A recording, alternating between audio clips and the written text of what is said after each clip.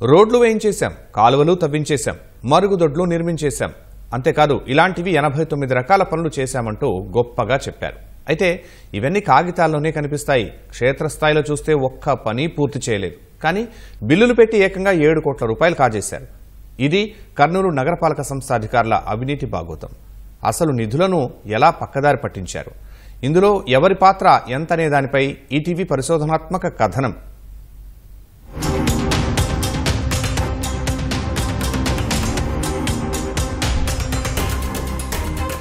YCP పాలనలో ఆ party నేతలే కాదు, కొందరు అధికారులు సైతం అనేక అక్రమాలకు పాల్పడి జనాన్ని దోచుకున్నారు.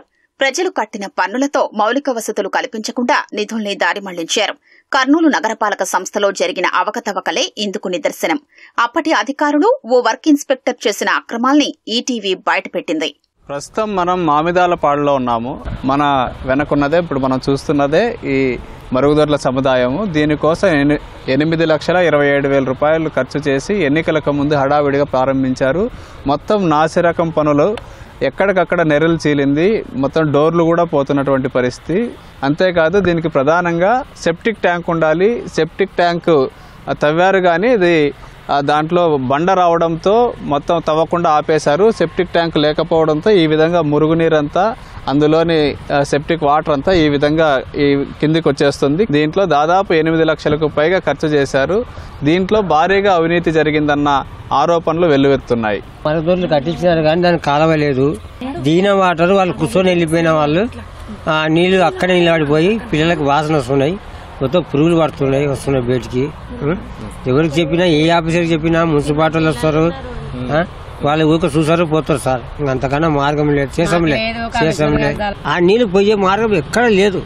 ఒక 5 నెలలు అవుతుంది తలలేకెక్కి గబ్బు వాసన. ఇంటి ముందర బట్టలు పిండుకుంటే కూడా పిండుగా అట్లే కూర్చొని ఇక్కడ మకమైతే తలకెక్కింది. జ్వరం వచ్చి 5 నెలలు అవుతుంది. అసలు ఇడసనికనే లేదు సార్. నాకు బిల్లు చేసుకుని వెళ్ళిపోయినారంగా. మీరు అనుభవిస్తున్నారు? మేము అనుభవిస్తున్నాం సార్. నాకు ఇడసడం లేదు అసలుకి. ఆ జ్వరం అంటూ ఒక ఈ ముక్కు అసలుకి తెడిస్తే అసలుకి ఈ ముక్కు ఇట్లా అంటే అదే వాసనే వస్తుంది తలల నుండి. ప్రస్తుతం మనం 38వ వార్డులోని సచివాలయం పక్క వీధిలో ఉన్నాము. మనం చూడొచ్చు ఈ రోడ్డు, నాకు ఎడం వైపుగా కనిపిస్తున్నటువంటి రోడ్డు, ఆ మెయిన్ రోడ్ నుంచి మనకు ఎదురుగా కనిపిస్తున్నటువంటి మెయిన్ రోడ్ నుంచి ఈ కొద్దిపాటి రోడ్డు వేశారు. ఇది కూడా గతంలో రోడ్డు ఉండేది, దాని మీదే మరోసారి రోడ్డు వేశారు, సిమెంట్ రోడ్డు. లెక్క ప్రకారం పైనుంచి కింద వరకు ఈ రోడ్డును వేయాలి, కానీ ఈ రోడ్డు వేయలేదు. సగం మాత్రమే రోడ్డు వేశారు. దీనికి 8 లక్షల రూపాయలు ఖర్చు చేశారు. నిధులు దుర్వినియోగం అయినట్లుగా మనకు ఈ రోడ్డును చూస్తుంటే స్పష్టంగా అర్థమవుతోంది. విన్నారుగా, ఇది నగరపాలక సంస్థ ఇంజనీరింగ్ విభాగంలోని ఓ అధికారి నిర్వాకం. పనులు పర్యవేక్షించాల్సిన వర్క్ ఇన్స్పెక్టర్ నిబంధనలకు విరుద్ధంగా వ్యవహరించారు. ఏఈ నుంచి ఈఈ వరకు ఆయన చెప్పినట్లుగా సంతకాలు చేశారు. అసలు పనులు జరిగాయా, నాణ్యతా ప్రమాణాలు పాటించారా అనే విషయాల్ని ఏమాత్రం పట్టించుకోలేదు. ఫలితంగా సామాన్యులు తీవ్ర ఇబ్బందులు పడుతున్నారు. అక్కడ కూడా సగం వేసినారు సార్, ఏం పూర్తి చేసలేరు. ఇక్కడైతే ఇంకా బొత్తిగా అంతా కుళాయిలు వచ్చినవి ఇంటింటికి అవి వేసుకున్నారు సార్. మే నెలల 22కి కదా, 22 సంవత్సరం వేసినారు. ఎక్కడి వరకు వేసినారు? ఆ నుండి ఆ రోడ్డు వరకు ఇటు వరకు సమ్మం వరకు వేసినారు. అక్కడే వెళ్ళా సార్, అక్కడే వెళ్ళా. ఈ మెయిన్ రోడ్డు ఆడ రోడ్డు ఉందిలే, అట్లా వరకు ఆడ వేసలేరు రోడ్డు. ఎన్ని మాట్లాడినా సచివాలయం ఏం పట్టించుకోరు. మరి డబ్బులు ఎట్లా శాంక్షన్ చేశారు? ఏమో ఎట్లా చేసినారు బ్యాంక్ వాళ్ళకి తెలుసు. రోడ్డు చేసే చూడాల, బ్యాంక్ వాళ్ళు కూడా పోయి ఎట్లా బిల్లు శాంతం చేయాలని చెప్పి రోడ్డు అది రోడ్ వేసినాక శాంతం చేయాలని తెలవాళ్ళకి. మళ్ళీ ఆయన కూడా వేయాలి రోడ్లు. ఇళ్ళ ముందరకి వాళ్ళ నీళ్ళు వస్తున్నాయి. మనకి ఎట్లా చేసావు సరంగా చెప్తుంటే కూడా వాళ్ళు ఏం పట్టించుకోవడం లేదు సత్వాలంగానే. ఇలా ఒక్కటేంటి, ఎన్నో అక్రమాలు. ఆఖరికి హెడ్ వాటర్ వర్క్స్ లో నీటి ట్యాంకర్ల సరఫరా చేసే క్రమంలో ఎక్కువ ట్యాంకర్లు పంపినట్లు చూపి బిల్లులు చేసుకున్నారు. అధికారుల అవినీతిని కర్నూలు నగరపాలక సంస్థ కమిషనర్ దృష్టికి ఈటీవీ తీసుకెళ్లింది. సమగ్ర దర్యాప్తునకు ఆదేశాలిచ్చామని, విచారణ అనంతరం నివేదికను ప్రభుత్వానికి పంపిస్తామని చెప్పారు. ఈ 89 వర్కులు ఏవైతే ఆరోపణలు వచ్చినాయో అవన్నీ కూడా గత 3 సంవత్సరాల కాలంలో జరిగినవి.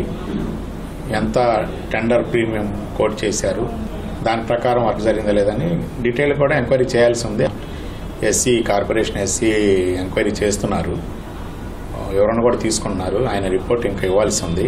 ఆ రిపోర్ట్ వచ్చిన తర్వాత మళ్ళీ దాని డీటెయిల్గా కూడా లిస్ట్ ఆఫ్ వర్క్స్, అలాగే ఫీల్డ్లో వాస్తవంగా జరిగిందా లేదా, జరిగితే ఎంత మేరకు జరిగింది, ఎంబుక్ రికార్డింగ్ అంతా కూడా ఫీల్డ్ ప్రకారమే రికార్డ్ చేశారా, ఏమన్నా వేరియేషన్స్ ఉన్నాయని మొత్తం కూడా డీటెయిల్ కూడా ఎంక్వైరీ చేసి అవసరమైనటువంటి చర్యలు తీసుకుని గవర్నమెంట్ కూడా రిపోర్ట్ నివేదిస్తాం. మొత్తం మన దగ్గర ఉన్నటువంటి ఆధారాల ప్రకారం 89 పనులు చేశారు. 89 పనులకు దాదాపు 7 కోట్ల రూపాయలు నిధులు మంజూరు చేశారు. అయితే ఈ 7 కోట్ల రూపాయల నిధులకు సంబంధించి భారీగా అవినీతి జరిగిందన్నది స్పష్టంగా అర్థమవుతుంది. దీనిపైన ప్రభుత్వం స్పందించి నిందితులను కఠినంగా శిక్షించాలని ప్రజా సంఘాలు డిమాండ్ చేస్తున్నాయి. కెమెరామెన్ శేషుతో శ్యామ్, ఈటీవీ న్యూస్, కర్నూలు.